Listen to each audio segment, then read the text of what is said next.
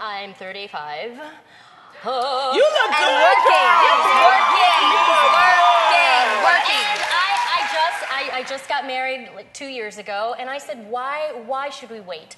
I think 34 when I got pregnant is a perfect age. But however, my OB said at 35, Tamara. But see, wait a minute. Holla.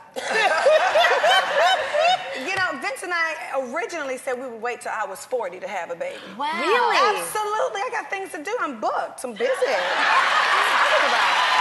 But wait a minute. J-Lo style. Wait a minute. Let's just be real. No, seriously. Wait. The thing is, though, after I had my son, I realized that my body, it's a lot of hard work carrying a baby just at 34. So I can imagine what you go through Yeah, but I'm at a 46. few months older than you, and my pregnancy was just fine. It was easy. I'm not talking about energy. I'm talking about after you have the baby. I'm talking about you. It's exhausting. I had a baby 4 weeks ago. You tried it. What you trying to say? I got a cane back.